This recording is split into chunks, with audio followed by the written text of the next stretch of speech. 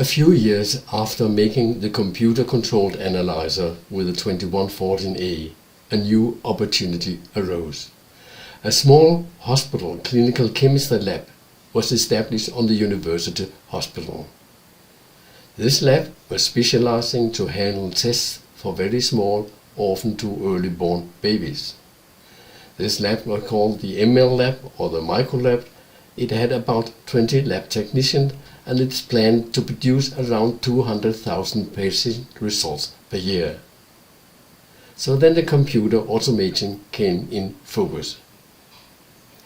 The goal was to interface analytical instrument, that is, to sample data to avoid too much manual handling of data from these instruments.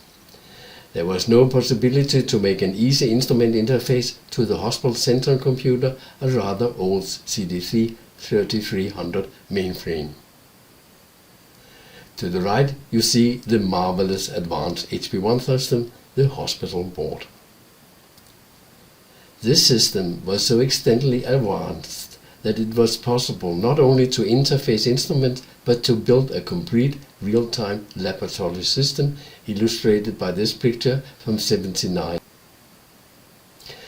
This was the preliminary start of the Labka system on the HP1000M system with the RTE III operating system.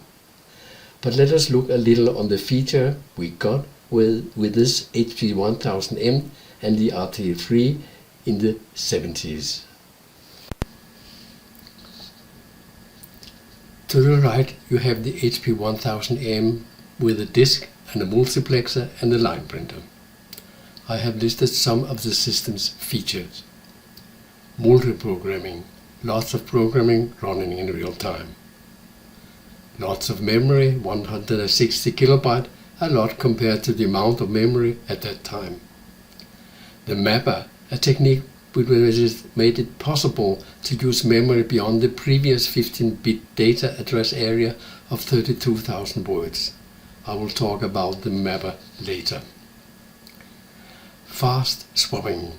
Programs could be retrieved from and written to disk in a very short time. This also applied to programs that were I/O suspended and located temporarily on disk because I/O data went via a so-called system available memory, the SAM. So if there wasn't too much load, you could really have many programs running. The way the system handles disk files, I will come back to that later.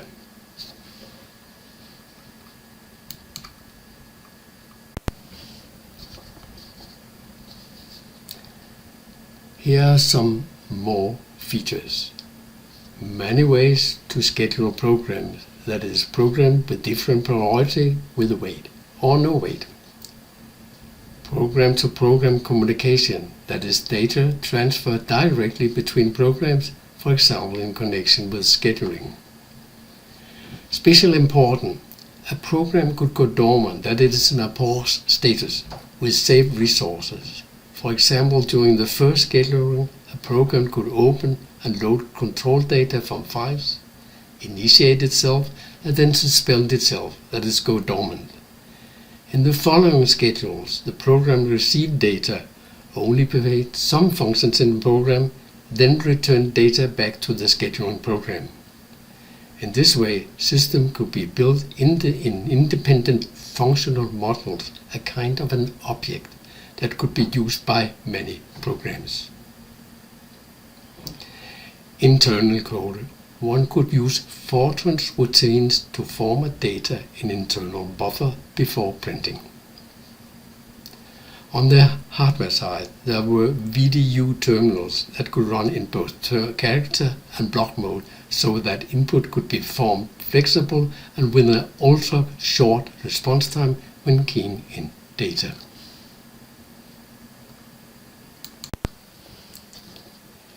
Here a list what we didn't have, which was missing. Fortran 77, we used Fortran 4X, a very big difference. Image 2, the nice HP network database, we used disk files directly. The F1000, the HP VDU form management packet, we used our own more primitive form package. Separation of code and data, stack feature, the smart 1204D 8-channel multiplexer, and of course the RTE with all the nice features. More about these missing things later, but first about LabCAT.